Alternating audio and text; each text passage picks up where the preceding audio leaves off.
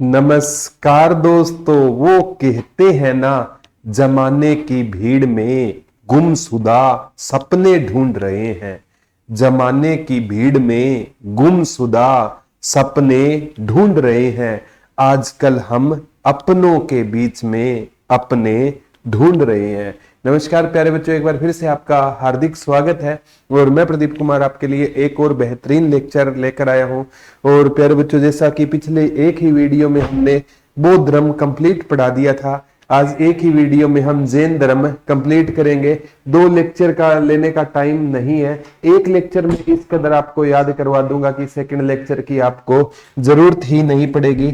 तो कोई भी काम करो, जय मां सरस्वती का नाम लेके शुरू किया करो और वो काम निश्चित रूप से आपका क्या होगा, अच्छा होगा। तो जय मां सरस्वती का नाम लेके आज के लेक्चर की हम शुरुआत करते हैं। आज का हमारा टॉपिक कौन सा रहेगा? जैन धर्म रहेगा। और प्यारे बच्चों, जब जैन धर्म का टॉपिक कंप्लीट होगा ना, तो आप सभी के फिंगर टिप्स पर ना ये टॉपिक आपको याद होगा, 1% भी आपको दिक्कतें नहीं आएगी। तो सबसे पहले आपको पता होना चाहिए, जैन का अर्थ होता है जिन, कि ये जिन से निकला है। और जिन का अर्थ क्या होता है? विजेता होता है। क्या होता है? ये विजेता होता है। जैन का अर्थ जिन होता है और जिन का अर्थ क्या होता है? विजेता, जिसने खुद पर विजय पाली है। यानी जैन धर्म में जब ज्ञान की प्राप्ति हो जाएगी महावीर स्वामी को, बाद में वो जिन कहलाए थे।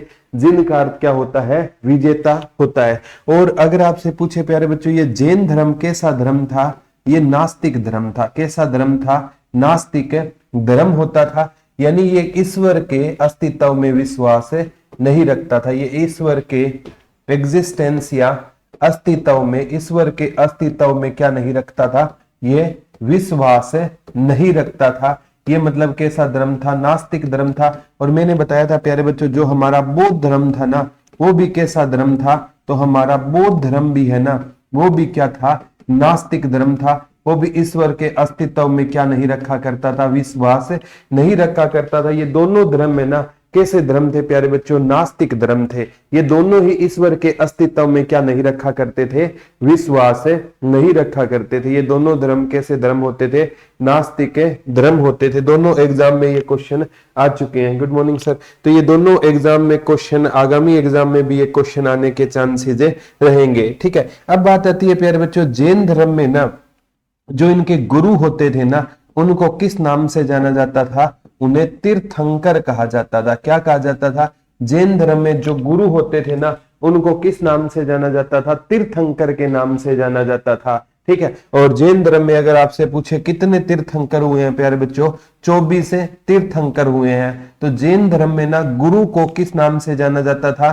तो गुरु को किस नाम से जाना जाता था? तीर्थंकर के नाम से जाना जाता था। और आपसे पूछेगा प्यारे बच्चों, जैन धर्म में कितने तीर्थंकर हुए हैं? तो जैन धर्म में कितने तीर्थंकर हुए हैं? 24 तीर्थंकर हुए हैं। जैन धर्म में कितने तीर्थंकर हुए हैं? 24 तीर्थंकर जैन धर्म में हुए हैं। तो पहले पर जैन धर्म के संस्थापक से आपसे क्वेश्चन आए ना, और बच्चे है ना महावीर स्वामी कर देते हैं, लेकिन जैन धर्म का जो संस्थापक थे ना, वो ऋषभ देव होते थे। ये क्वेश्चन रट लेना। जैन धर्म के संस्थापक कौन होते थे? ऋषभ देव होते थे। या जैन धर्म के पहले तीर्थंकर कौन होते थे? ऋषभ देव। Sushma ji good afternoon. गुड़िया सुनीता जी 24 बिल्कुल सही बोल रहे हो। जैन धर्म में ना उनके संस्थापक कौन होते थे? ऋषभ देव होते थे। और जैन धर्म में हाँ फर्स्ट आशा जी ऋषभ देव होते थे। और इसमें कितने मतलब तीर्थंकर हुए हैं? 24। तो जैन धर्म के संस्थापक तो ऋषभ देव होते थे, लेकिन जैन धर्म के वास्तविक संस्थापक पूछे ना, जैन धर्म के रियल फाउंडर पूछे ना, वास्तविक संस्थापक पूछे तो कौन होते थे? महावीर स्वामी होते थे। जैन धर्म के वास्तविक संस्थापक कौन होते थे? तो जैन धर्म के प्यारे बच्चों वास्तविक संस्थापक कौन होते थे? महावीर स्वामी होते थे। नीतू जी मैं बिल्कुल ठीक हूं, आप बताइए गुड़िया। जैन धर्म के वास्तविक संस्थापक कौन होते थे? महावीर स्वामी होते थे। और जैन धर्म के ना 24वें तीर्थंकर पूछे ना, तो भी कौन होते थे? तो जैन धर्म के 24वें तीर्थंकर भी कौन होते थे? महावीर स्वामी होते थे। हाँ 23वें ये आप बोल रहे हो पार्श्वनाथ, बिल्कुल सही है।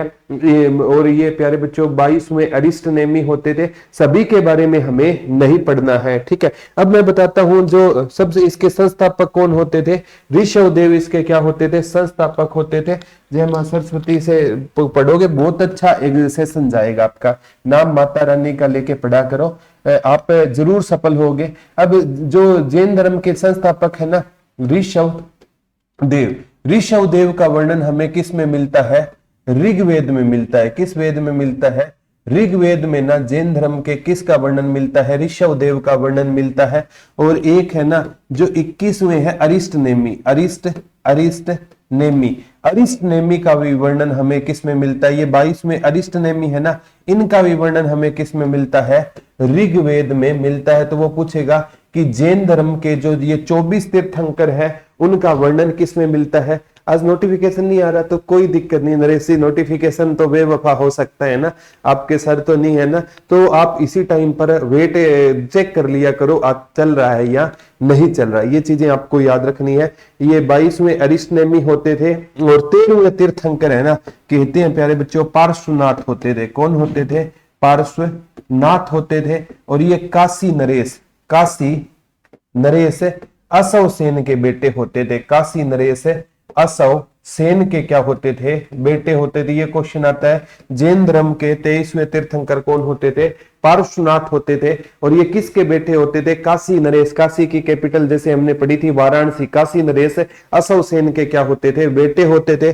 और कहते हैं इन्होंने ना 30 वर्ष की उम्र में ना गृह त्याग किया था। इन्होंने कितने वर्ष की, जैसे महावीर स्वामी ने भी 30 वर्ष, इन्होंने भी 30 वर्ष की उम्र में क्या किया था, गृह त्याग किया था। कहते हैं इनको ना सुमेध पर्वत पर ज्ञान की प्राप्ति हुई थी। ये पेपर में आया था, इनको किस पर्वत पर ज्ञान की प्राप्ति हुई थी, सुमेध पर्वत पर इनको ज्ञान की प्राप्ति हुई। 24 के 24 याद नहीं करना, पहला याद कर लेना ऋषभदेव, जिसका वर्णन ऋग्वेद में मिलता है। ऋग्वेद भारत का सबसे प्राचीनतम वेद माना जाता है। और कृष्ण द्वैपायन और महर्षि वेदव्यास जी ने इनका क्या किया था, संकलन करने का क्या किया था, काम किया था। कृष्ण द्वैपायन का भी इसमें क्या आता था, नाम आता है। संस्कृत भाषा में लिखे गए हैं। तो पहले का वर्णन ऋग्वेद में मिलेगा। 22वें अरिस्टनेमी का वर्णन ऋग्वेद में है।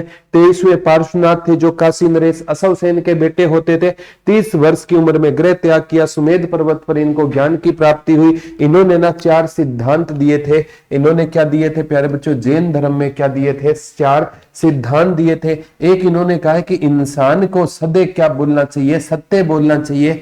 एक है ना इंसान को, जैसे महात्मा गांधी वाली विचारधारा, अहिंसा का पालन करना चाहिए। अस्ते वही होता है कि इंसान को ना मतलब कभी भी झूठ नहीं बोलना चाहिए, ठीक है। ये इनसे पेपर में पूछा जाएगा, सत्य अहिंसा। इन्होंने कहा था अस्ते मतलब कभी भी चोरी नहीं करनी। अस्ते का मतलब क्या होता है, चोरी नहीं करनी चाहिए, चोरी नहीं करनी चाहिए। क्या नहीं करनी चाहिए, चोरी नहीं करनी चाहिए। और अपग्रह यानी धन का संचय नहीं करना चाहिए, ठीक है। धन का क्या नहीं करना चाहिए, संचय नहीं करना चाहिए थे, ठीक है। मल्लिकार्जुन किस चीज के हिसाब से आशा जी पूछ रहे हो, ठीक है, उस हिसाब से आपको मैं जवाब दूंगा। एक पूछा गया था अपरिग्रह का मतलब क्या होता है, धन का संचय नहीं करना है। किसका, धन का संचय नहीं करना है। किसका संचय नहीं करना है, धन का संचय नहीं करना है। तो इन्होंने 4 सिद्धांत दिए थे। और 5वां ना इसमें जो ब्रह्मचार्य था ना, ब्रह्मचार्य वो किसने जोड़ा था, महावीर स्वामी ने जोड़ा था। ये पूछा जाता है जैन धर्म में 5वां सिद्धांत किसने जोड़ा था, तो वो ब्रह्मचार्य महावीर स्वामी ने जोड़ा था। लेकिन 4 सिद्धांत इसमें किसने दिए थे, तो 4 सिद्धांत है ना काशी नरेश असव सेन के बेटे पार्श्वनाथ ने दिए।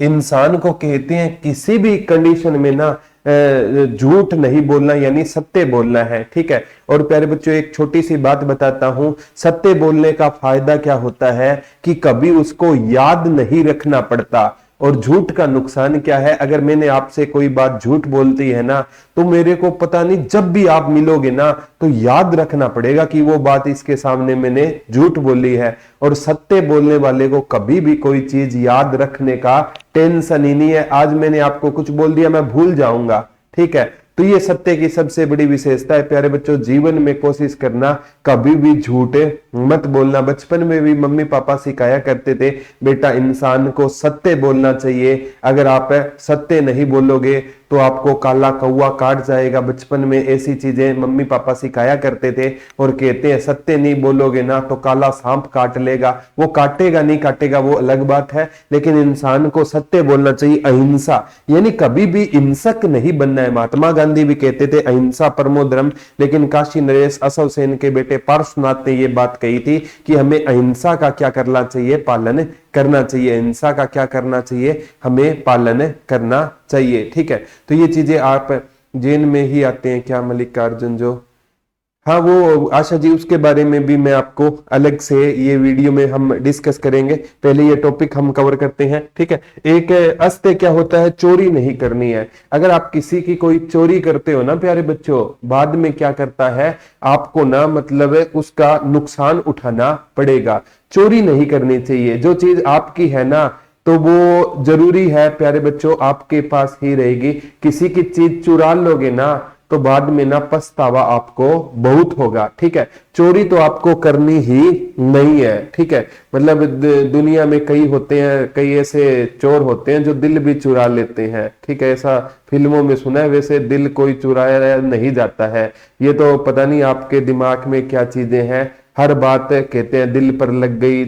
दिल का काम क्या होता है, ब्लड को पंप करना होता है और कोई काम नहीं, बेचारा वैसे ही इसको बदनाम कर रखा है। ठीक है, और अप गए धन का संचय नहीं करना, मतलब जितना भी धन है ना उसको संचय करके क्या करोगे। सिकंदर खाली हाथ आया था, सिकंदर खाली हाथ गया, तो फिर उसका संचय करके क्या करोगे। ब्रह्मचार्य, जैसे पहला आश्रम मैंने बताया था ना, ब्रह्मचार्य 0 से 25 वर्ष तक हमें ब्रह्मचार्य का पालन करना चाहिए। तो ब्रह्मचार्य का सिद्धांत भी किसने दिया था, महावीर स्वामी ने।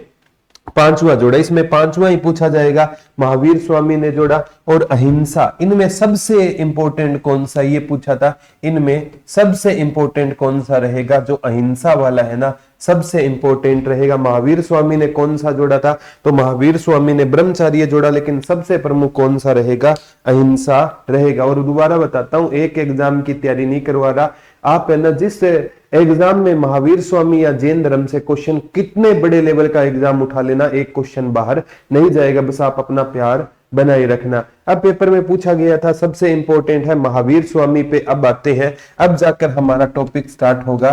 पहले बैकग्राउंड तैयार करना जरूरी था, महावीर स्वामी। ठीक है, महावीर स्वामी कहते हैं, महावीर स्वामी का जन्म 540 ईसा पूर्व, 540 ईसा पूर्व इनका क्या हुआ था, महावीर स्वामी का जन्म हुआ था। आपने सुना होगा प्यारे बच्चों, एग्जाम में यह क्वेश्चन बार बार पूछा जाता है, कुंडलवन वैशाली में इनका जन्म हुआ था। इनका जन्म कहां पर हुआ था, कुंडलवन वैशाली बिहार में है, जहां पर सबसे पहले लोकतंत्र आया था। बज्जी महासंघ की कैपिटल होती थी। और इनकी मृत्यु 468 ईसा पूर्व, इनकी मृत्यु कब होगी, 468 ईसा पूर्व पावापुरी में इनकी क्या हो जाएगी, मृत्यु हो जाएगी।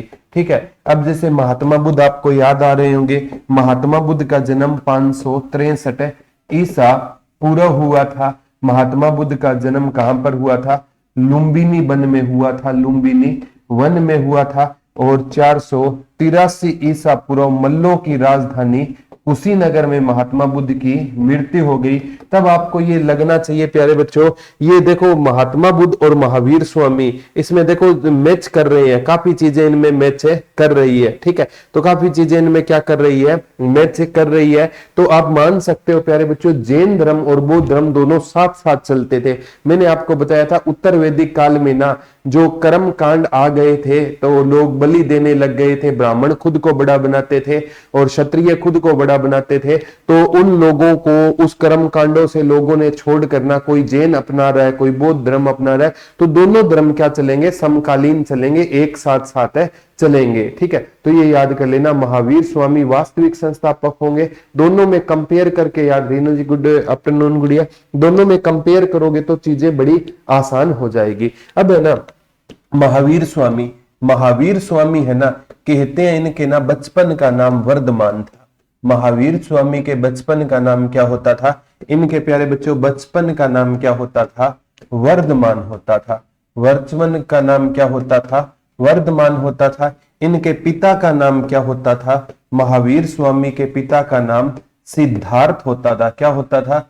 इनके पिता का नाम क्या होता था? सिद्धार्थ होता था। माता का नाम है ना महावीर स्वामी की त्रिशला होता था। क्या होता था? जो चेटक की बहन बताई जाती है। जो किसकी बहन बताई गई? चेटक की क्या बताई गई थी? बहन बताई गई थी। और महावीर स्वामी का ना एक भाई होता था जिसका नाम नंदी वर्धन होता था। नंदी वर्धन महावीर स्वामी का क्या होता था? भाई होता था। और महावीर स्वामी की जो पत्नी थी ना उनका नाम क्या होता था? यशोदा होता था। और महावीर स्वामी की एक बेटी हुई थी जिसका नाम क्या होता था? प्रियदर्शिका होता था। क्या होता था?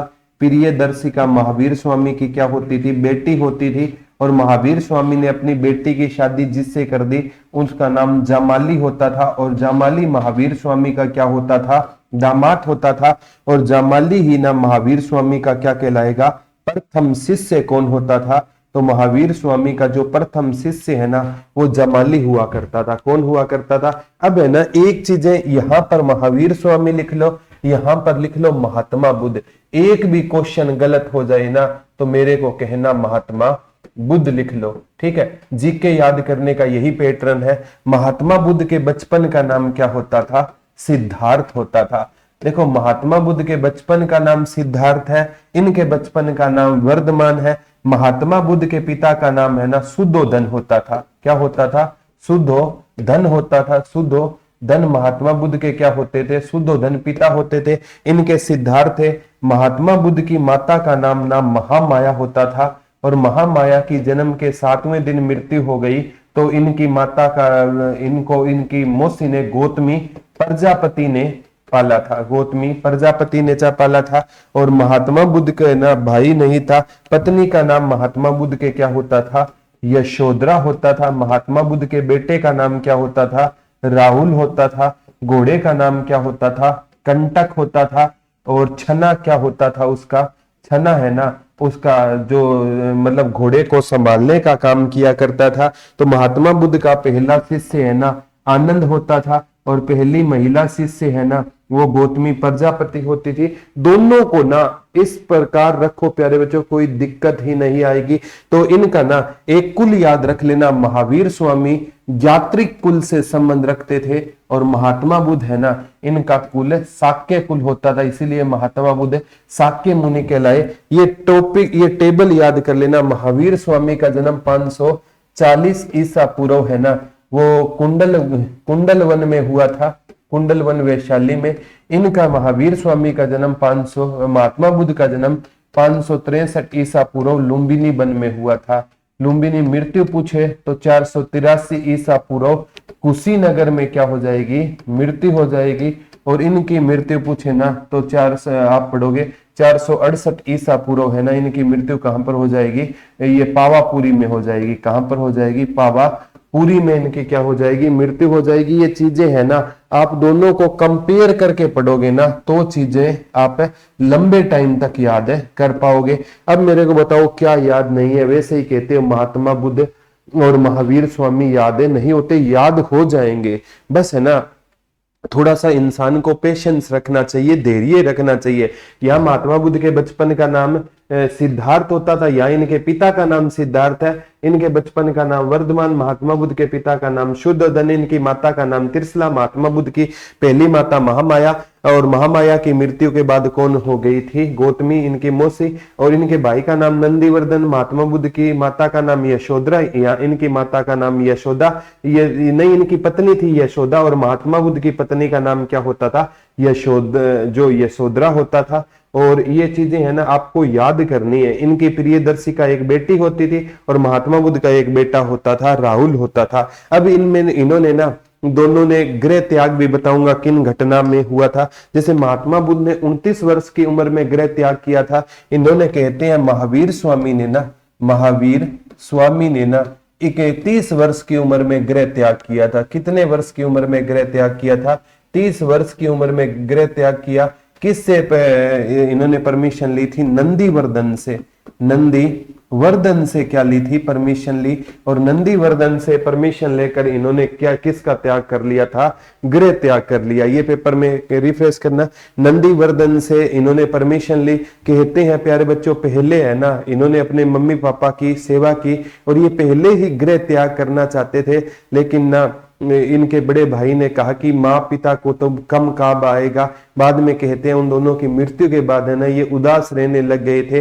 तब इनके भाई नंदीवर्धन ने कहा कि ठीक है, आप अगर चाहते हो, फैसला बना लिया तो आप है ना क्या कर सकते हो, गृह त्याग कर सकते हो। और कहते हैं महावीर स्वामी है ना मतलब एक कंबल लेकर ना घर से निकल पड़े थे, और कंबल लेकर घर से निकले ना तो उनका कंबल है ना वो क्या होता है, उन्होंने सोचा कि जब ठंड लगेगी ना तो इस कंबल को ओढ़ लेंगे और रात को गर्मी होगी तो इसी कंबल पर मैं सो जाऊंगा। जब वो कंबल लेकर घर से निकले ना तो थोड़ी दूर जाते ही ना उनका कंबल है एक फूलों का, एक जो मतलब आप कहोगे पौधा होता था उसमें कंबल है ना उनका फंस जाता है, और वो इतने सुंदर गुलाब के फूल लगे हुए थे। महावीर स्वामी ऊपर देखते हैं भगवान की और हंसने लग जाते हैं। बोला तू नहीं चाहता कि मैं कंबल लेकर जाऊं, क्योंकि महावीर स्वामी को पता था अगर कंबल को उस फूलों से निकालेगा तो उसके सारे फूल झड़ जाएंगे, और ये किसी को दुख देना पसंद नहीं करते थे। महावीर स्वामी ने अपना कंबल वहां पर छोड़ दिया और एक ही कपड़े में ना 12 वर्ष तक तप किया था। और आपको पता है प्यारे बच्चों 12 वर्ष तक तप करेंगे ना तो एक कपड़ा थोड़े टाइम बाद फट जाएगा।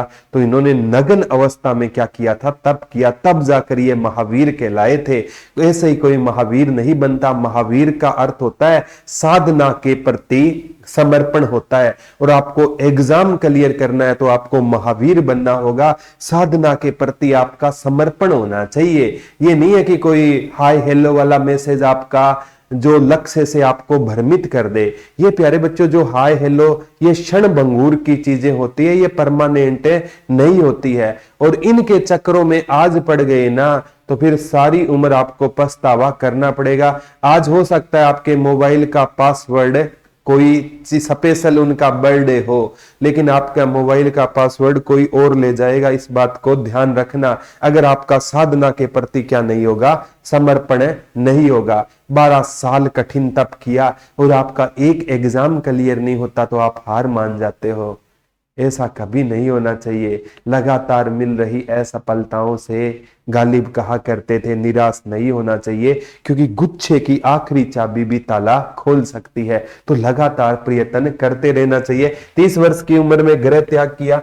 12 वर्ष के कठोर तप के बाद है ना इनको कहते हैं जाम्बिक ग्राम में, किस ग्राम में, जाम्बिक ग्राम में इनको क्या मिली थी, ज्ञान की प्राप्ति मिली। इनको किस पेड़ के नीचे प्यारे बच्चों, साल के पेड़ के नीचे ज्ञान की प्राप्ति मिली। और इन्होंने ना कि इनको ना एक रिजु पालिका नदी है, नदी का नाम याद रखना, रिजु पालिका नदी के किनारे ज्ञान की प्राप्ति हुई। और इन्होंने अपना पहला उपदेश है ना अपने दामाद को या अपने शिष्य जामाली को दिया, और कहते हैं कहां पर दिया, राजगृह में दिया। कहां पर दिया, राजगृह में दिया। ये चीजें अगर महात्मा बुद्ध से आप जोड़कर देखोगे ना तो महात्मा बुद्ध को ना ज्ञान की प्राप्ति 6 वर्ष के कठोर तप के बाद, 6 वर्ष के कठोर तप के बाद पीपल के पेड़ के नीचे हुई।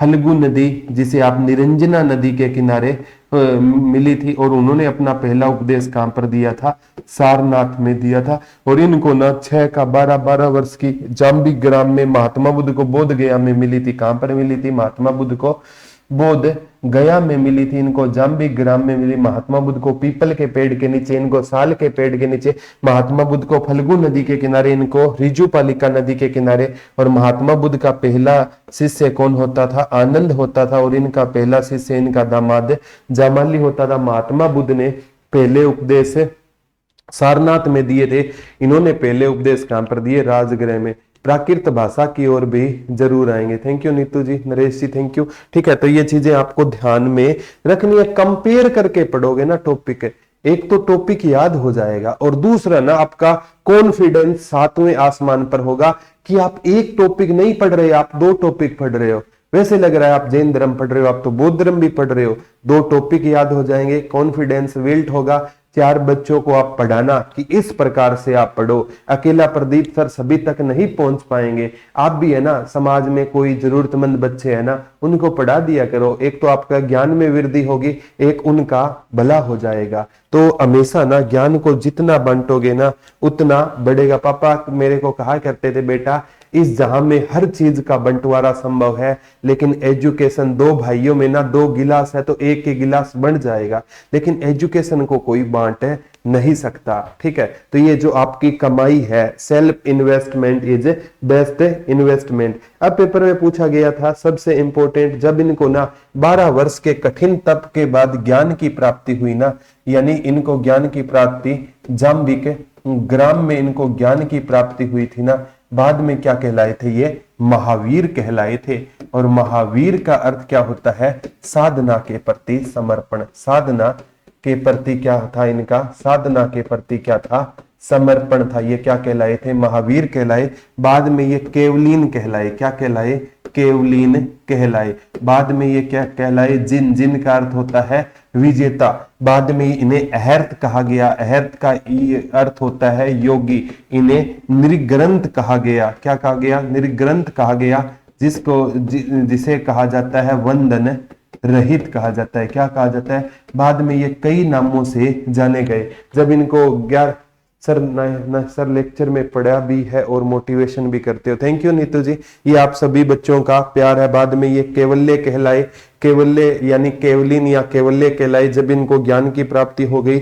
जिन कहलाए, केवलिन कहलाए, अहर्त योगी, निर्ग्रंथ कहलाए। ये सारा का सारा है ना, निर्ग्रंथ का अर्थ होता है बंधन रहित। जब इनको ज्ञान की प्राप्ति हो गई, पहले तो ये वर्धमान थे, ज्ञान मिल गया ना, तब ये क्या कहलाए थे? महावीर कहलाए थे, केवलीन कहलाए थे, या केवल्य भी आ सकता है। जैसे बौद्ध धर्म में ज्ञान की प्राप्ति के बाद वो बुद्धित्व कहलाता है, बोधित्व कहलाता है। यहाँ पर क्या कहलाए? केवलीन या केवल्य कहलाए। यानी जिन का अर्थ क्या होता है? विजेता। जितने भी क्वेश्चन बने हैं ना, मैं उन सभी को प्यारे बच्चों शॉर्ट लिस्टेड कर लाता हूं, ताकि आपको पता चलता रहे कि किस हिसाब से क्वेश्चन आए हैं। ठीक है, अब महावीर स्वामी की विचारधारा पर आता हूं। इन्होंने भी कहा था संसार दुख में है। महावीर स्वामी क्या कहते थे? संसार क्या है? जैसे महात्मा बुद्ध ने भी कहा था संसार दुखों का घर है, और दुख समुदाय में आते हैं। इन्होंने कहा संसार दुख में है, और दुखों का कारण है ना, दुखों का कारण क्या रहेगा? दुखों का कारण वो क्या है? हमारे कर्म है। दुखों का कारण क्या है? हमारे कर्म है। अगर आप कर्म करोगे ना, हाँ, जिन अहर्त निर्ग्रंथ, बिल्कुल सही। जो दुख है ना हमारे कर्मों का फल है, और ये सच्चाई है प्यारे बच्चों। अगर आप किसी को धोखा देते हो ना, तो खुश मत होना कि आपने उसको धोखा दिया, लेकिन दिल पर कभी अकेले बैठकर सोचना कि उसको कितना तेरे पर विश्वास था, तेरे झूठ को भी वो सत्य मान गया। तो प्यारे बच्चों, अगर किसी को धोखा दोगे ना, और वो आपका नाम लेकर अकेला रो देगा ना, उस दिन सोच लेना कि परमात्मा उसकी पुकार सुन लेगा। और कोई भी आपके कारण अकेले में आपका नाम लेकर रोएगा ना, उस दिन देख लेना प्यारे बच्चों, सारी है ना जो सुपर नेचुरल पावर एक हो जाती है, और उसकी बद्दुआ है ना हमारी जिंदगी बिगाड़ देती है। तभी साईं बाबा कहा करते थे कि इस जहां में हमें सबकी दुआएं लेनी है। जो हमारा बुरा चाहता है ना, उसको आप बदल नहीं सकते, लेकिन ना आप अपनी ओर से कभी किसी का बुरा मत करना। एक दिन उसको भी एहसास होगा कि इसको मैंने गालियां दी थी, लेकिन इसने कभी तेरा बुरा नहीं चाहा। तो हमेशा अपने हाथ से आपको क्या करना है? कुछ अच्छे का प्रयत्न करना है। कह दो लेक्चर में है किसका फोन है? ठीक है, तो अब कहते हैं प्यारे बच्चों, सबसे इंपॉर्टेंट बात आती है, आगामी एग्जाम में आ सकता है कि इन्होंने दुखों का कारण क्या बताया था? कर्म बताया था कि इंसान को जितने भी दुख है ना, उनका प्रमुख कारण क्या है? इंसान के कर्म रहेंगे। और कहते हैं इन्होंने ना त्रिरत्न दिए थे। क्या दिए थे? त्रिरत्न दिए थे। जैसे बौद्ध धर्म में भी त्रिरत्न है ना, ठीक है। क्या थे? विनय पिटक नियम थे, अभिधम पिटक, उसमें दार्शनिक सिद्धांत थे, ठीक है। ये सारे के सारे है ना बौद्ध धर्म में भी त्रिरत्न थे, ठीक है। विनय पिटक, सुत पिटक, अभिधम पिटक, इसमें भी त्रिरत्न थे। एक है सम्यक दर्शन। क्या है? सम्यक दर्शन, ठीक है। एक सम्यक ज्ञान, और एक सम्यक आचरण।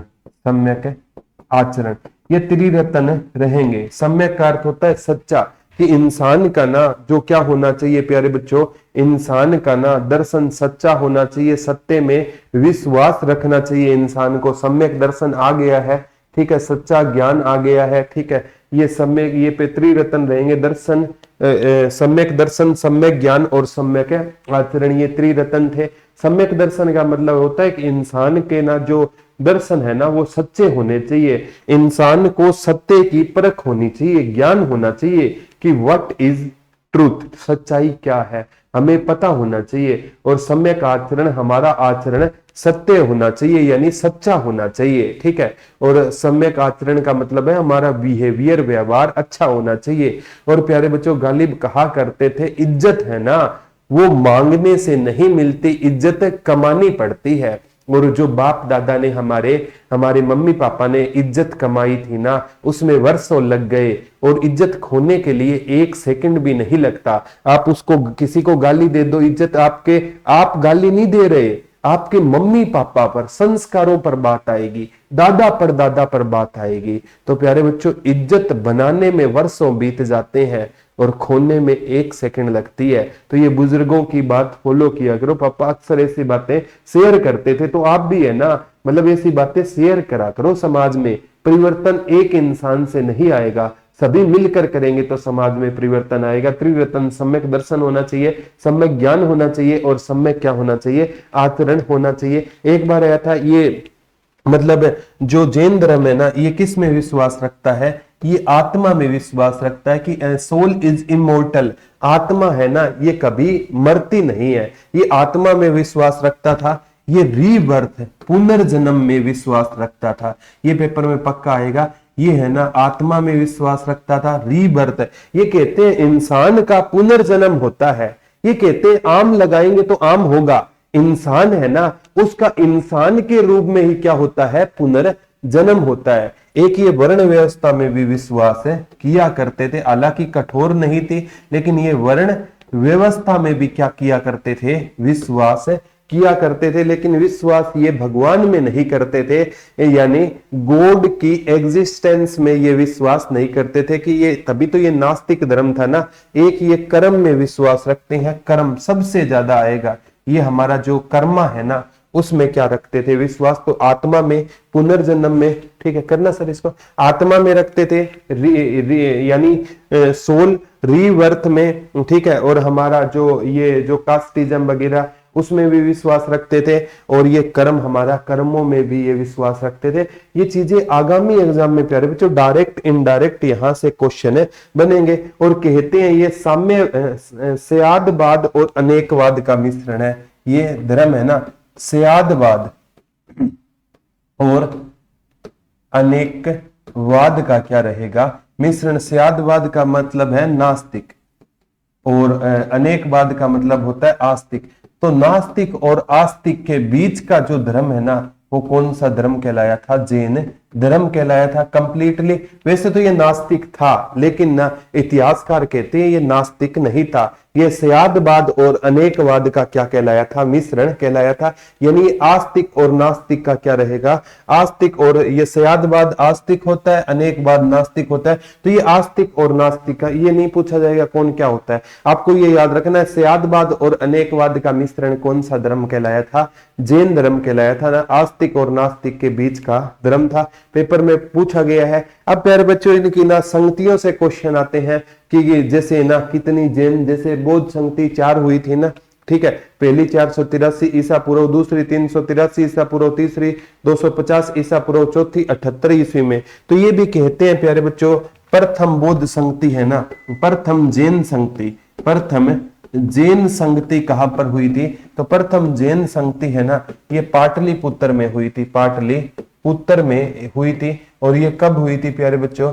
ये कहते हैं प्यारे, आगामी एग्जाम में भी यहां से क्वेश्चन आ सकता है, 4वीं शताब्दी ईसा पूर्व हुई थी, ठीक है। यानी ये पूछिए 4वीं शताब्दी ईसा पूर्व, 4वीं शताब्दी ईसा पूर्व ये संगति हुई थी। और कहते हैं ये 322 ईसा पूर्व से लेकर ना 298 ईसा पूर्व तक चली थी। ये कब से कब तक चली थी? 322 ईसा पूर्व से लेकर 298 ईसा पूर्व ये चली थी। दूसरी 512 ईस्वी में बल्लभी गुजरात में रहेगी। तो वो यहां से क्वेश्चन आगामी एग्जाम में क्वेश्चन आ सकता है। चौथी शताब्दी ईसा पूर्व में पाटलिपुत्र में हुई थी। और कहते हैं जैन साहित्य के 12 अंगों की रचना हुई थी। इस पहली जैन संगति में जैन साहित्य में कितने अंग है? 12 अंग है। और इन 12 अंगों के आगे 12 उपांग भी रहेंगे। तो जैन साहित्य को आगम कहा जाता है, वो आगे पढ़ेंगे। तो जैन साहित्य में 12 जो अंग है ना, उनकी इसमें रचना हुई थी। और कहते हैं जैन धर्म है ना 2 पार्टों में बंट गया था। इसे श्वेतांबर और दिगंबर में बंट गया था। इसी टाइम श्वेतांबर है ना, श्वेतांबर और दिगंबर में ना, दिगंबर में ये जैन धर्म हमारा बंट गया था। श्वेतांबर और दिगंबर में जैसे बौद्ध धर्म चौथी महासंगति में ना, चौथी बौद्ध संगति में हीनयान और महायान में बंट गया, ये श्वेतांबर और किस में बढ़ जाएगा? दिगंबर में बढ़ जाएगा। तो ये याद कर लेना। इसके टाइम में जो अध्यक्ष होते ना, स्थूलभद्र होते थे। पहली जैन संगति किसके टाइम में होती? स्थूलभद्र के। जैसे पहली बौद्ध संगति महाकश्यप के टाइम में हुई थी ना। दूसरी मोगलीपुत्र इस सभा आप पढ़ते हो ना, सभागामी मोगलीपुत्तिस। और लास्ट हुई थी वो उसमें 2 थे, असव घोष भी था। और उसमें ना मतलब 2 थे, एक क्या था? अध्यक्ष था और एक क्या था? उपाध्यक्ष था। चौथी बौद्ध संगति में ऐसे क्वेश्चन आएंगे आगामी एग्जाम में। तो ये मतलब इसमें स्थूलभद्र के टाइम में पहली जैन संगति हुई थी। पहले ये लिख लो। दूसरी है ना 512 ईस्वी में, ये ईस्वी है, ठीक है, यानी 6ठी शताब्दी में हुई थी। कब हुई थी? 6ठी शताब्दी में हुई थी। और ये हुई थी कहां पर हुई थी? बल्लभी गुजरात में हुई थी। कहां पर हुई थी? बल्लभी गुजरात में हुई थी। कहां पर हुई थी ये जैन संगति? कहां पर हुई थी? 512 ईस्वी में ना। ये कहां पर हुई थी प्यारे बच्चों? बल्लभी में हुई थी। बल्लभी कहां पर रहेगी? गुजरात में रहेगी। और इसमें कहते हैं सभा सरवण, इसके अध्यक्ष है ना देवर्धिगण 2 बताए जाते हैं। सभा सरवण, सभा सरवण और एक देवर्धि गण, ये क्या थे? इनके अध्यक्ष बताए जाते हैं। सभा सरवण और देवर्धि गण है ना, इसके क्या होते थे प्यारे बच्चों? अध्यक्ष बताए जाते हैं। देवर्धि गण और सभा सरवण के टाइम में तो जैन संगतियां, बौद्ध संगतियां 4 हुई है।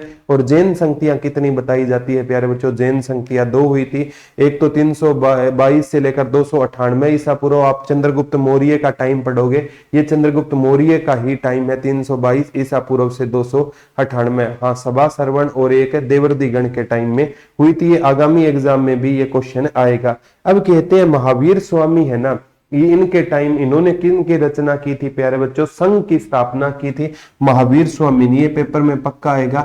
महावीर स्वामी ने किसकी स्थापना की थी? संघ की स्थापना की थी। महावीर स्वामी ने ना किसकी स्थापना की थी? संघ की स्थापना की थी। किसकी स्थापना की थी? संघ की स्थापना की थी। और महावीर स्वामी के संघ में ना 11 अनुयायी थे। स्टार्टिंग में कितने अनुयायी थे? 11 अनुयायी थे। वो गणधर कहलाए थे। क्या कहलाए थे? गणधर कहलाए थे। बाद में कहते हैं इनके गणधरों की विचारधारा में अंतर आ गया था, इसीलिए ना ये जैन धर्म में ना श्वेतांबर और दिगंबर में बंट गया। इनकी विचारधारा में ना क्या आ गया था? अंतर आ गया था। इसीलिए जैन धर्म में ना कितने पार्टों में बंट गया? श्वेतांबर और दिगंबर। लिख लो। महावीर स्वामी ने किसकी स्थापना की थी प्यारे बच्चों? संघ की स्थापना की थी। और महावीर स्वामी के कितने अनुयायी थे इस संघ में? महावीर स्वामी के साथ 11 अनुयायी थे। और महावीर स्वामी के ये 11 अनुयायी होते थे ना, तो इसीलिए ये पेपर में आपसे पूछा जाएगा। 11 अनुयायी होते थे ना, वो क्या कहलाए थे? गणधर कहलाए थे। क्या कहलाएंगे? 11 अनुयायी गणधर कहलाएंगे। और धीरे धीरे है ना इन गणधरों की विचारधारा में क्या आ जाएगा? अंतर आ जाएगा। इसीलिए जैन धर्म 2 पार्टों में बंटेगा, श्वेतांबर और दिगंबर में बंटेगा। अब है ना एक तरफ तो प्यारे बच्चों मैं श्वेतांबर करवाऊंगा, एक तरफ आपको दिगंबर कराऊंगा। याद हो जाएगा, याद करवाना मेरा काम है।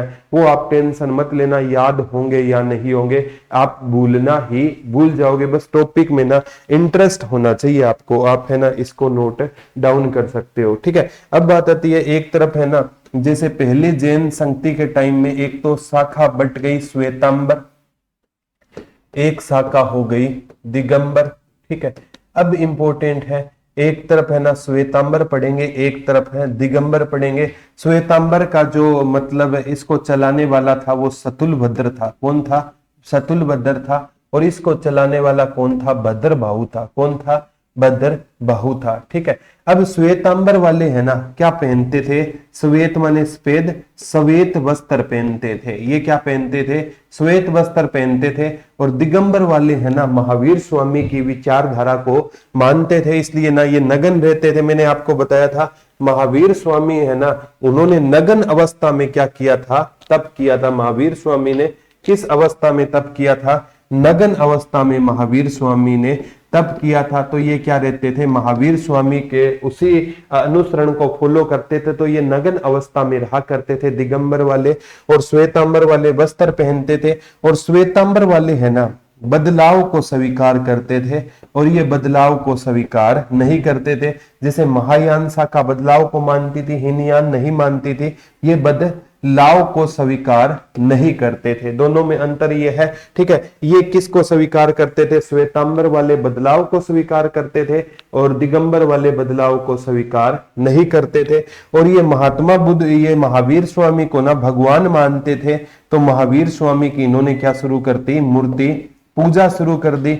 और ये महावीर स्वामी को क्या मानते थे? महापुरुष मानते थे। तो इन्होंने क्या शुरू नहीं की? ये मूर्ति पूजा के क्या होते थे?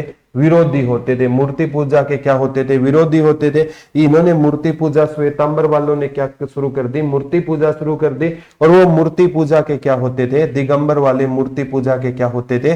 विरोधी होते थे। तो ये याद कर लेना। और अगर ये है ना, ये कहते थे क्षत्रिय को बिना मोक्ष की प्राप्ति हो सकती है। क्षत्रिय को किसकी प्राप्ति हो सकती है? मोक्ष को। और ये कहते हैं क्षत्रिय को किसकी प्राप्ति नहीं हो सकती? मोक्ष की प्राप्ति नहीं हो सकती। क्यों नहीं हो सकती?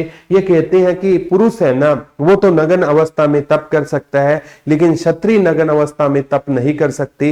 ये मतलब दिगंबर वाले मानते थे। तो श्वेतांबर वाले कहते कि अगर नग्न अवस्था में तप नहीं करती सकती तो वो श्वेत वस्त्र डाल सकती है, तो वो श्वेतांबर। तो प्यारे बच्चों दोनों में ये क्या था? डिस्प्यूट था। इनके संस्थापक आपको याद रखना है। अब मूर्ति पूजा शुरू हो गई, तो मूर्ति पूजा इनकी ना मथुरा शैली रहेगी। जैसे बौद्ध धर्म की ना गांधार शैली थी ना, इनकी मूर्ति पूजा किस शैली में होगी? मथुरा शैली में होगी। और इनकी ये मतलब मूर्ति पूजा किया नहीं करते थे। ये दोनों में क्या रहेगा? मेजर अंतर रहेगा। इसी अंतर से क्वेश्चन आएगा स्थूलभद्र और भद्रबाहु। और जैसे कहते हैं प्यारे बच्चों, पहली बौद्ध संगति है जैन संगति 322 ईसा पूर्व से 298 ईसा पूर्व चंद्रगुप्त मौर्य के टाइम में हुई थी। तो चंद्रगुप्त मौर्य है ना वो किस शाखा को मानने वाला था? वो दिगंबर शाखा को मानने वाला होता था। और कहते हैं चंद्रगुप्त मौर्य ने ना शिक्षा किससे ली थी? जैन धर्म की भद्रबाहु से शिक्षा ली थी। और कहते हैं कि चंद्रगुप्त मौर्य है ना तो वो दिगंबर वाले क्या मानते हैं? नगन। तो वो नगन अवस्था में भी चंद्रगुप्त मौर्य कहते हैं प्राण त्यागेंगे। और चंद्रगुप्त मौर्य की मृत्यु कहां पर होगी? कर्नाटक के सवर्णबेलगोला में। कर्नाटक के सवर्णबेलगोला में चंद्रगुप्त मौर्य की क्या हो जाएगी? मृत्यु हो जाएगी। कहां पर हो जाएगी? कर्नाटक के सवर्णबेलगोला में ना चंद्रगुप्त मौर्य की क्या हो जाएगी? मृत्यु हो जाएगी। ये याद कर लेना उपवास के दौरान। और कहते हैं प्यारे बच्चों जैन धर्म में जब मृत्यु होने वाली होती है ना तो वो खुद को क्या देते हैं? दंड देते हैं, उपवास रख लेते हैं। और इन्हीं उपवास के दौरान चंद्रगुप्त मौर्य की क्या हो गई थी? मृत्यु हो गई थी। कर्नाटक के सवर्णबेलगोला में। ये क्वेश्चन बहुत बार एग्जाम में उठा है कि मृत्यु कहां पर हुई थी? कर्नाटक के सवर्णबेलगोला में उनकी क्या हो गई थी? मृत्यु हो गई थी। आगामी एग्जाम में भी प्यारे बच्चों ये क्वेश्चन किसी न किसी एग्जाम में बन जाएगा, तो थोड़ा सा आपको ध्यान रखना है। इसको आप देख सकते हो। ठीक है, फिर हम आगे चलते हैं नेक्स्ट क्वेश्चन की ओर। ये क्वेश्चन बना था, आगामी एग्जाम में भी क्वेश्चन आएगा कि जैन साहित्य है ना ये किस भाषा में लिखा गया है? तो जैन साहित्य, पहले तो आपको पता होना चाहिए जैन साहित्य को आगम कहा जाता है। जैन साहित्य को क्या कहा जाता है? जैन साहित्य को ना आगम कहा जाता है। क्या कहा जाता है? जैन साहित्य को आगम कहा जाता है। ये क्वेश्चन आ गया। और जैन साहित्य है ना ये प्राकृत बौद्ध साहित्य पाली भाषा में लिखा हुआ था। और ये बौद्ध साहित्य किसमें था? पाली में था। तो जैन साहित्य प्राकृत में लिखा गया। प्राकृत ना है ना तो अर्धमगधी आएगा। क्या आएगा? अर्ध मगधी भाषा में लिखा गया है। तो जैन साहित्य है ना, इसको आगम कहा जाता था। और ये किस भाषा में लिखा गया है? प्राकृत भाषा में लिखा गया है। या अर्ध मगधी में कौन सा साहित्य लिखा गया है? जैन साहित्य है ना, प्राकृत भाषा में या किस में लिखा जाएगा? अर्ध मगधी में लिखा जाएगा। ये आगामी एग्जाम में क्वेश्चन आपसे पूछा जाएगा। और कहते हैं कि इसमें ना दो तरह के लोग होते हैं, एक तो भिक्षुक भिक्षुणी होते थे। जैन धर्म में क्या होते थे प्यारे बच्चों? भिक्षुक होते थे, भिक्षुक भिक्षुणी होते थे। ठीक है, भिक्षुक क्या होते थे और भिक्षुणी होते थे। ठीक है, और भिक्षुक भिक्षुणी क्या होते थे? ये शादी नहीं करते थे और सारी उम्र ना, जैसे ऋग्वेद में शादी ना करने वाली महिला अमाजू कहलाती थी, तो ये कभी शादी नहीं करते थे। और जैन धर्म में जो कहते हैं श्रावक एक होते थे, श्रावक श्राविका, श्रावक श्राविका, ये क्या करते थे? गृहस्थ जीवन व्यतीत करते थे। जैसे महावीर स्वामी है ना, वो खुद गृहस्थ जीवन से आए थे। तो श्रावक श्राविका है जैन धर्म में, क्या करेंगे? ये गृहस्थ जीवन व्यतीत करेंगे। और जो भिक्षुक भिक्षुणी होते हैं ना, वो जैन धर्म में कौन सा जीवन व्यतीत करते थे? तो वो शादी नहीं करते थे। ये दोनों याद कर लेना। अब जितने भी क्वेश्चन यहाँ से आए हैं ना, वो सारे के सारे चीजें मैं बताऊंगा। अब एक इनके ना प्रतीक चिन्ह से क्वेश्चन आता है, जैसे ऋषभ देव था, ऋषभ देव, इनका प्रतीक चिन्ह ना बेल होता था। क्या होता था? बेल, जिसे आप सांड या ब्रिसल भी कहा जाता है। क्या कहा जाता है? ब्रिसल। इन ऋषभ देव का बेल एक अजीतनाथ होते थे, 24 तीर्थंकर में इनका आया था, इसलिए इंपॉर्टेंट है। अजीतनाथ का हाथी होता था। अरिष्ट नेमी, ठीक है, अरिष्ट नेमी नहीं, पार्श्वनाथ, 23 में कौन से थे? पार्श्वनाथ। पार्श्वनाथ का ना सांप होता था, जिसे आप सर्प बोलोगे। क्या बोलोगे? सर्प प्रतीक चिन्ह होता था। और महावीर स्वामी तो शेर थे, तो महावीर स्वामी का कौन सा होता था? तो महावीर स्वामी का प्रतीक चिन्ह क्या होता था? सिंह होता था या शेर होता था। क्या होता था? सिंह होता था या शेर होता था। तो इनके ना प्रतीक चिन्ह से भी क्या आएंगे? क्वेश्चन आएंगे। ठीक है, हाँ, पाली है ना, क्या था? पाली बौद्ध धर्म के साहित्यों की भाषा क्या होती थी? पाली होती थी। रोहिला जी, ठीक है। तो हाँ, चंपा क्या बोल रहे हो? हाथी, हाँ ठीक है। तो ये ना ऋषभ देव का बेल होता था, अजीतनाथ का हाथी होता था, पार्श्वनाथ का सांप सर्प होता था, महावीर स्वामी का, ये देखो पार्श्वनाथ ने 4 सिद्धांत दिए थे, सत्य, अहिंसा, अस्त्य, चोरी नहीं करनी, अपरिग्रह यानी संचय नहीं करना, और 5वां इसमें ब्रह्मचार्य किसने जोड़ा था? महावीर स्वामी ने। जैन धर्म के संस्थापक ऋषभ देव होते थे। 22वें जो रियल फाउंडर थे वो 24वें तीर्थंकर महावीर स्वामी थे, जिन्होंने ब्रह्मचार्य दिया। ये सारी की सारी चीजें है ना, तो इनको ना आप नोट करते चलो प्यारे बच्चों। साथ साथ नोट करोगे ना तो चीजें बहुत अच्छे से आप लंबे टाइम तक याद है रख पाओगे। नेक्स्ट क्वेश्चन की ओर प्यारे बच्चों, पेपर में ये आता है कि जैन साहित्य को क्या कहा जाता है? आगम। तो जैन साहित्य में कितने अंग थे? मैंने कहा था जैन साहित्य में 12 अंग थे या सिद्धांत आप है। जैसे पहली जैन संगति हुई थी, उसमें क्या हुई थी? अंगों की रचना हुई थी, 12 अंग थे। इन 12 अंगों को पढ़ने के लिए आगे 12 उपांग थे।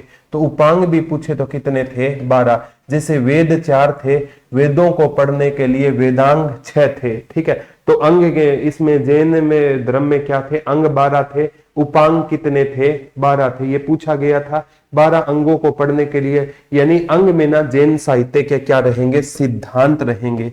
जैन साहित्य के ना, जैन साहित्य को आगम कहा जाता है। और जैन साहित्य को आगम रट लेना। इनके सिद्धांत किस में रहेंगे? तो जैन साहित्य के सिद्धांत 12 अंगों में रहेंगे। और उपांग क्या है? जैन साहित्य को पढ़ने के लिए, जिन अंगों को पढ़ने के लिए, अंगों को पढ़ने के लिए किसकी रचना हुई थी? तो अंगों को पढ़ने के लिए उपांग की रचना हुई थी। किसकी रचना हुई थी? उपांग की क्या हुई थी? रचना हुई थी। अंगों को पढ़ने के लिए हुई थी। और एक पेपर में आया था, इसमें प्रकीर्ण जो ग्रंथों का विश्लेषण था ना, वो क्या था? 10 प्रकीर्ण। कितने थे? प्रकीर्ण है ना, इसमें 10 थे। यानी इसको क्या कहा जाता है? ग्रंथों का विश्लेषण कहा जाता है। ग्रंथों का इसमें विश्लेषण किया जाता है। छेदांग 6 होते थे, ये भी पूछा था। और छेद सूत्र 6 होते थे और मूल सूत्र 4 होते थे। इसमें ना मैं याद कराऊंगा, छेद सूत्र है ना और मूल सूत्र, छेद सूत्र और मूल सूत्र, मूल सूत्र 4 होते थे, छेद सूत्र कितने होते थे? 6 होते थे। ये आगामी एग्जाम सर सारे नोट साथ में ही बना रहे हैं, ठीक है। बाद में वीडियो के बाद में बना लो या साथ में, अगर आप इतना स्पीड से बना पाओ तो आप बना सकते हो। एक तो आएगा जैन साहित्य को प्यारे बच्चों क्या कहा जाता था? आगम कहा जाता था। और जैन साहित्य के सिद्धांत है वो अंगों में होते थे। अंगों को पढ़ने के लिए उपांग 12 अंग है, 12 उपांग है। प्रकीर्ण ग्रंथों का विश्लेषण 10 रहेंगे। देखो 6 से छेद सूत्र 6 और दिशाएं मूल रूप से कितनी होती है? 4। तो मूल सूत्र कितने होते थे? 4 होते थे। ये प्यारे बच्चों एक क्वेश्चन तो यहीं से बन जाएगा। थोड़ा सा ना डिटेल में पढ़ोगे ना तो चीजें आसान नहीं होगी, चीजें समझ पाओगे। आपकी अगर एक अच्छी सी समझ विकसित हो गई ना, फिर प्यारे बच्चों कोई मर्जी एग्जाम दे देना, कितना भी बड़ा एग्जाम दे देना, क्वेश्चन गलत नहीं होगा। अंग 12, उपांग 12 और प्रकीर्ण 10 और मूल सूत्र 4, छेद सूत्र 6, ठीक है। और महावीर स्वामी ने संघ की स्थापना की। संघ में 11 अनुयायी थे, वो गणधर के लाए थे। ऐसी चीजों को याद किया करो, बहुत लंबे टाइम तक याद रख पाओगे। अब कहते हैं एक है ना जैन ग्रंथ, जो मूल सूत्र और छेद सूत्र है ना, इसमें श्रावक श्रावक का और भिक्षुक भिक्षुणियों का वर्णन है। जैसे प्रकीर्ण में है ना, वो मतलब सिद्धांत को पढ़ने के लिए प्रकीर्ण थे, ठीक है। और 12 अंग यानी अंगों में जैन धर्म के क्या थे? सिद्धांत थे। अंगों को पढ़ने के लिए उपांग थे। प्रकीर्ण के बारे में मैंने आपको बताया था। ग्रंथों का विश्लेषण था। छेद सूत्र 6 होते थे, मूल सूत्र 4। इसमें श्रावक श्राविका और भिक्षुक भिक्षुणियों के जीवन का वर्णन रहेगा मूल सूत्र और छेद सूत्र में, इतना याद रख लेना। अब बात आती है प्यारे बच्चों, सबसे इंपॉर्टेंट है भगवती सूत्र, ठीक है। आपको जैसे भगवती सूत्र में मैंने बताया था 16 महाजनपदों की जानकारी किसमें मिलती है? भगवती सूत्र में मिलती है 16 महाजनपदों की जानकारी। और भगवती सूत्र में कहते हैं महावीर स्वामी के जीवन के बारे में जानकारी मिलती है। महावीर स्वामी के जीवन के बारे में हमें किस में जानकारी मिलती है? भगवती सूत्र में जानकारी मिलती है। ये क्वेश्चन आया था, रिफ्रेश करना सर, ठीक है। एक बार पूछा गया था भगवान महावीर स्वामी के जीवन के बारे में और 24 के 24 तीर्थंकरों के बारे में इसमें जानकारी मिलती है। जो कल्प सूत्र है था ना, एक पुस्तक थी कल्प सूत्र, इसके रचनाकार कौन होते थे? इसके रचनाकार प्यारे बच्चों भद्रबाहु को जो कहा जाता है। कल्प सूत्र के रचनाकार कौन होते थे? भद्रबाहु होते थे। और जो जैन धर्म की दिगंबर शाखा को मानते थे, कहते हैं इसमें जैन धर्म के प्रारंभिक इतिहास का वर्णन मिलता है। कल्प सूत्र में ना जैन धर्म के जो प्रारंभिक इतिहास है ना, प्रारंभिक इतिहास का वर्णन मिलता है। तो जैन धर्म के प्रारंभिक इतिहास का वर्णन किसमें मिलता है? तो जैन धर्म के कल्प सूत्र भद्रबाहु द्वारा रचित जैन तीर्थंकर की जीवनी होती थी। बिल्कुल सुनीता जी, बहुत अच्छे जा रहे हो गुड़िया आप, ठीक है। तो भद्रबाहु के कल्प सूत्र है ना, ये भद्रबाहु का होता था और इसमें जैन धर्म के प्रारंभिक इतिहास का वर्णन मिलता है। भगवती सूत्र है ना, इसमें 16 महाजनपदों की जानकारी, महावीर स्वामी के जीवन के बारे में और इन सभी के जो तीर्थंकर थे इनके बारे में जानकारी मिलती है। कल्प सूत्र भद्रबाहु का होता था, एक बार पेपर में ये पूछा गया था। अब है ना इनकी कला शैली कहाँ से मिली है? मैंने आपको बताया था कला शैली है ना, इनकी मथुरा कला शैली थी। कौन सी कला शैली थी? मथुरा कला शैली थी। जो कहते हैं प्यारे बच्चों, जो है ना आप पढ़ोगे, जो खजुराहों के मंदिर है, खजुराहों के मंदिर रट लेना। खजुराहों के मंदिर किन शासकों ने बनवाए थे? एसएससी का फेवरेट क्वेश्चन है, चंदेल शासकों ने बनवाए थे। उसमें भी हमें है ना जैन धर्म के बारे में क्या मिलती है जानकारी, ये पेपर में पूछा गया था। एमपी मध्य प्रदेश में रहेंगे ये खजुराहों के मंदिर, कहां पर रहेंगे? एमपी मध्य प्रदेश में रहेंगे। इसमें हिंदू धर्म और जैन धर्म की क्या मिलती है जानकारी मिलती है? हिंदू धर्म और जैन धर्म की क्या मिलती है जानकारी? एक प्यारे बच्चों माउंट आबू आपने सुना होगा, माउंट आबू राजस्थान में है, घूमने भी जाते हैं। दिलवाड़ा के मंदिर, यहाँ पर कौन से मंदिर है? दिलवाड़ा के मंदिर है माउंट आबू राजस्थान में। ये रट लेना, सोलंकी वंश के शासकों ने बनवाए थे और इसमें भी हमें ना जैन धर्म के जानकारी मिलती है। माउंट आबू मंदिर कहाँ पर रहेंगे? ये दिलवाड़ा राजस्थान में रहेंगे और ये है ना सोलंकी वंश के शासकों ने बनवाए थे। ये पेपर में आया है, आगामी एग्जाम में भी आ सकता है। ये पेपर में सोलंकी, और इनकी शैली कौन सी थी, मथुरा कला शैली, ठीक है। तो इनकी कला शैली कौन सी थी, मथुरा। खजुराहो के मंदिर है ना, ये चंदेल शासकों ने बनवाए थे। और खजुराहो के मंदिर कहां पर रहेंगे, एमपी मध्य प्रदेश में खजुराहो के क्या रहेंगे, मंदिर रहेंगे, ठीक है। नीतू पूछ रही है सर छेद सूत्र और मूल सूत्र के बारे में बताइए। मूल सूत्र गुड़िया 4 थे, छेद सूत्र 6 थे। जो श्रावक श्राविका जो सारी उम्र है ना शादी मतलब करते थे और भिक्षुक भिक्षुणियां शादी नहीं करते थे, उनके बारे में जानकारी छेद सूत्र और कल्प सूत्र में रहेगी। इतना ही, ज्यादा टेंशन मत लेना। एक है प्यारे बच्चों, कर्नाटक में सवर्ण बेलगोला में बाहुबली का मंदिर है। कर्नाटक के सवर्ण बेलगोला में, जहां पर चंद्रगुप्त मौर्य ने प्राण त्यागे थे, सवर्ण बेलगोला में, सवर्ण बेलगोला, यहाँ पर बाहुबली का मंदिर है। बाहुबली का मंदिर, फिल्म देखी होगी बाहुबली। बाहुबली का क्या रहेगा, मंदिर रहेगा। और कहते हैं ये गंग वंश के शासकों ने बनवाए थे और उसका नाम था चामुंड, ठीक है। किसने बनवाया था, गंग वंश के शासक चामुंड ने किसका मंदिर का निर्माण करवाया था, तो इस मंदिर का निर्माण कराया था बाहुबली का मंदिर। और बाहुबली का मंदिर है ना, वो भी प्यारे बच्चों किस के बारे में बताता है, तो बाहुबली का मंदिर भी है ना, वो भी जैन धर्म के बारे में हमें जानकारी मिलता है। तो मेन तो एक तो खजुराहो के मंदिर याद करने हैं जो चंदेल शासकों ने बनवाए थे, जैन धर्म के बारे में बताते हैं।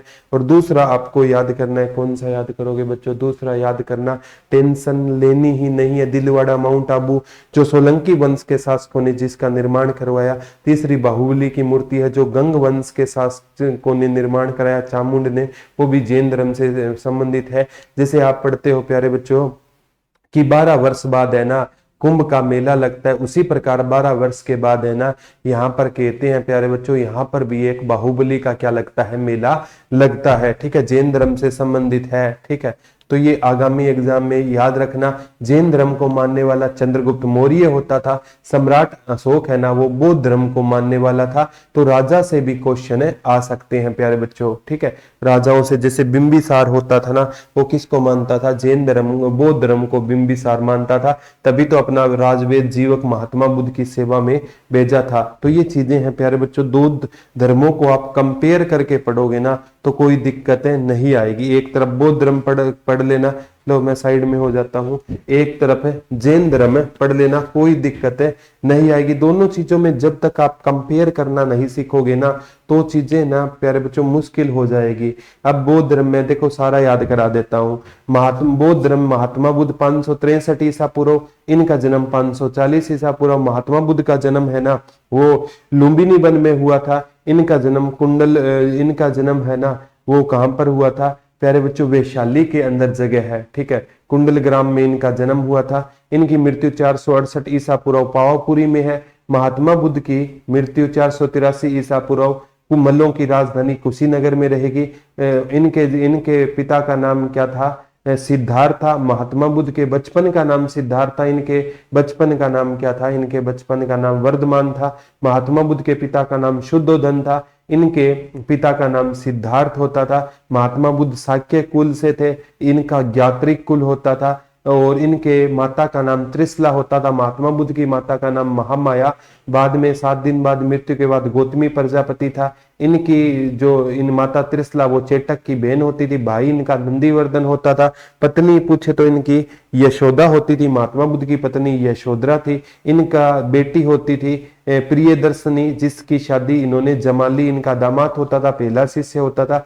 महात्मा बुद्ध की शादी यशोधरा से हुई थी। राहुल उनका एक बेटा होता था। और सबसे इंपॉर्टेंट है महात्मा बुद्ध ने 29 वर्ष की उम्र में गृह त्याग किया। इन्होंने 30 वर्ष की उम्र में। महात्मा बुद्ध ने 6 वर्ष तप किया, इन्होंने 12 वर्ष तप किया। महात्मा बुद्ध को ज्ञान की प्राप्ति बोध गया में हुई, इनको जाम्बिक ग्राम में हुई। महात्मा बुद्ध को पीपल के पेड़ के नीचे, इनको साल के पेड़ के नीचे। महात्मा बुद्ध को ने पहला उपदेश सारनाथ में दिया, इन्होंने राजगृह में दिया। महात्मा बुद्ध ने 5 ब्राह्मणों या आनंद को दिया, इन्होंने अपना पहला उपदेश अपने दामाद जामाली को दिया। महात्मा बुद्ध को फल्गु निरंजना नदी के किनारे, इनको रिजुपालिका नदी के किनारे ज्ञान की प्राप्ति हुई। कुछ भी नहीं है, 1% भी दिक्कत लेने वाली बात नहीं है। ये पता नहीं बच्चे कह देते हैं सर हमें बौद्ध धर्म और जैन धर्म में कंफ्यूजन रहती है, याद नहीं होता। मैं तो कहता हूं अगर आप कंपेयर करके पढ़ोगे ना दो टॉपिक को, गारंटी लेता हूं एक सिंगल क्वेश्चन यहां से बाहर से नहीं जाएगा। आप, मैं नहीं कहता आप मेरे पर विश्वास करो, आप प्रीवियस ईयर क्वेश्चन उठाकर देखो, बौद्ध धर्म से जितने भी क्वेश्चन आए हैं ना वो उठाकर देखो, और ये लेक्चर लगने के बाद है ना एक क्वेश्चन मैं आपको गारंटी देता हूं इतनी जानकारी आपको किसी एक सिंगल किताब में नहीं मिलेगी।